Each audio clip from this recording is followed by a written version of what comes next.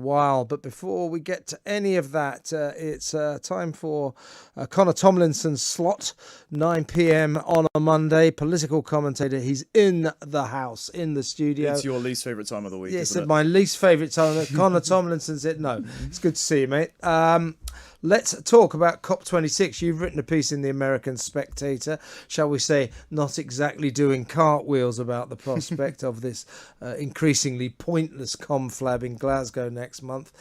Boris, we now learn, he's the last to realise, he's very worried that his climate conference will not be a success. Well, it's already a disastrous failure because Xi Jinping, the Chinese leader, president, is not coming. Putin's not coming. So the big polluters, who we need to get the message over to, they're not coming. So it's already a disaster. What is the point of this stupid get-together next month? It's almost like booking a birthday party for your kid, and you've already bought the bouncy castle and you realise they've got no mates. Boris should get a bouncy castle. That's a good idea. I don't think he can make his hair any worse, so at least he's got that. Look, I'm going, and even I've taken to calling it a bit like Flop 26. I know you said no COP26. Not much COP 26. There's the one. Yeah. I wonder which of ours will stick. We'll have a little competition with I that prefer one. mine, but yours has got legs. Yeah, So obviously we're going, and me and the BCA lot, British Conservation Alliance, and we're doing a fringe event. We're footing the bill for everything, but these guys are obviously going to have a massive party on the taxpayer dime. However, it doesn't look like their environmentally friendly party and their excuse to have a massive drink at the taxpayer's expense is going to be very good for the surrounding area of Glasgow. So they've hired about a bunch of electric vehicles, but it turns out they've got no charging points. So they're hiring diesel generators to run the electric vehicles on, and they've got a bin strike, a train strike, a bus driver strike. Fortunately for us, they've got a lawyer strike, so there's a silver lining to everything. So the whole area is going to become one big skip when none of the transport running. And the GPs in the Glasgow area have been told not to see patients face to face because it might contribute to traffic problems. That's genuinely during quite sinister, COP26. actually. Yeah, because it seems like you're happy to put people's lives at risk, as we've seen with the digital consultations over the course of COVID, where people have had skin cancer misdiagnosed as eczema. You're happy to put people's lives and livelihoods at risk throughout a few weeks in Glasgow, especially when the drug deaths are up, particularly in that area, just for good optics. And it just goes to show how superficial and unfortunately fatal these sorts of awful policies are. I mean, what proponents of this kind of get-together say is that, you cannot stress strongly enough how important it is to raise awareness, to get the discussion, the conversation going in the international community, and that even those who don't turn up, China and Russia so far, and counting, others won't turn up. By the way, my favourite top world polluter is Australia. It's right up there with the big boys. So they're not... Boris turned around the other day and said, they're really brave for putting their net zero commitments back to 2050. You know what is brave, Boris? I don't think locking your own citizens in quarantine camps and imposing all these sorts of restrictions and that and booting people out their jobs because they're not jab is particularly brave. I don't care about their environmental restrictions if they're going to be just as authoritarian as China is. Exactly. But so they say, you can't put enough store by just getting the conversation going. But, it amounts, doesn't it, to...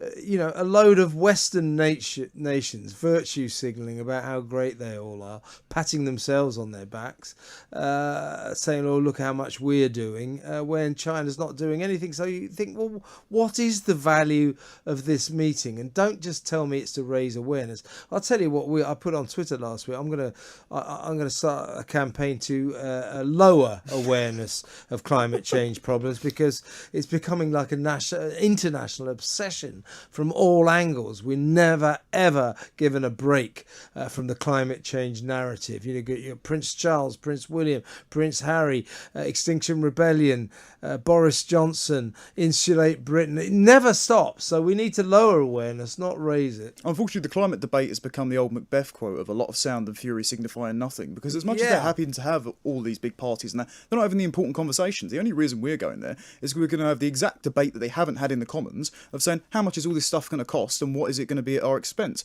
But instead, they're just going to have one big room full of all the world leaders saying how to spend your money on all their harebrained schemes that aren't going to work. And as you said, it's mainly the Western nations' focus. So they haven't got all the horrible tyrannies particularly at the height of China unleashing COVID on the world, and then everyone responds with the authoritarian lockdowns, which cause a massive impact on the third world, including starvation supply lines. And also Russia's not there as we're in the height of the gas crisis, as Joe Biden decides to tank the world gas prices by shutting down Keystone XL.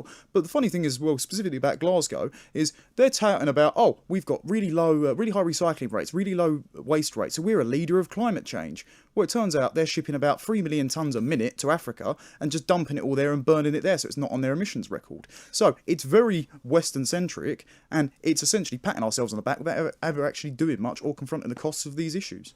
Tell us about your organisation. You're a bit of a conservationist yourself, aren't you? What's your organisation? So we're the British Conservation Alliance. We're the first market-based environmental think tank in the UK. We're pretty big on UK universities and things like that. What we set up to do is we said, okay, climate change is a massive talk of the town among all the political class, wherever you fall in it or not. If you think the sky is going to fall, or if you're like me and you think, okay, can we have less plastic in our oceans and breathe less rubbish in, please?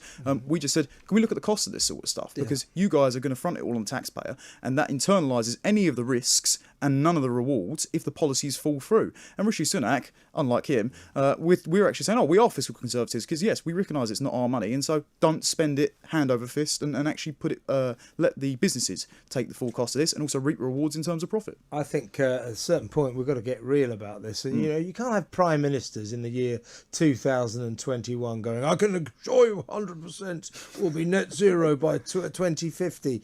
He's not even going to be alive then. Well, the IPCC target said, if you get to 2050, do you know what the chance is that it's even going to do anything? Yeah. They said 50%. It's literally a coin flip. We're not going to do it. If we tank our economies at the expense of everyone in this country, and then China and Russia are ramping up their coal production, particularly China, by 2030 they're going to increase their emissions globally by 16%. We're only 1% of emissions, so they're going to outdo us 16-fold. What are we going to do? We're in essentially another Cold War now. We're just going to hand over global prominence to the nations that we hate the most because they are evil and exterminate their own people. Yeah, was it? There was a statement came out of China over the weekend. You cannot bully China. You cannot tell China what to do. Two statements that you cannot argue with. Yeah, it reminds me of the Churchill quote of "You cannot negotiate with a tiger while your head is in its mouth." Trying to get China to come to COP26 when they're spurring out more coal emissions than anyone else on the planet, and they're actively trying to undermine us, and they may have released a potential bioweapon on us, isn't a very smart tactic, personally. No, exactly. Let's move on and talk about Claudia Webbe. She is still a member of the Labour Party. She's not in the Parliamentary Labour Party anymore because she's been found guilty of threatening to throw acid at an alleged love rival and also to send nude pictures to that alleged love rival's kids. So she's been convicted of both those very serious offences. One offence actually of harassment. It's very serious. The judge has said when she goes back for sentencing, she should take a packed bag because she's facing prison. But she's still in the Labour Party. Let's have a little listen to her great friend and supporter, Jeremy Corbyn, making a speech on the day it was revealed in court that she had threatened to throw acid at an alleged love rival. And I want to say thank you to a lot of people, but one person who has only been mentioned once tonight, but I think we should. Can we just have a thought in absolute solidarity with our great friend Claudia Webbe for what she's going through? Yes, Jeremy Corbyn gave a witness statement, a character witness for Claudia Webbe. So did the former Shadow Chancellor John McDonnell and the former Shadow Home Secretary Diane Abbott. All testified in court about what a wonderful woman Claudia Webbe was or is. And the judge treated their testimony as not particularly important. About as well as expected from the Three Stooges. Yeah, he kicked it out. But the question is what is she still doing in the Labour Party? Well, they seem to be very tolerant of going against their own stated principles. Diane Abbott's character witness for her was, she's always stood up for women and girls. Well, if you'd explain how stand up for women and girls is it's like percolating revenge porn and threatening to throw acid to disfigure somebody because they're possibly cheating on your boyfriend with them and sending 16 calls to her, that's nuts. And then the hilarious thing about Webbe is she turns around and says, I'm going to appeal this decision. And this is after they played a recording of it in court. And she already admitted to making the calls because she tried to use the exclusive, my boyfriend at the time was beating me and it was lockdown, so I was stressed. same boyfriend that she showed up to in the courtroom hand in hand, by the way. Yeah. Well, do you know why she said she didn't report the domestic abuse things?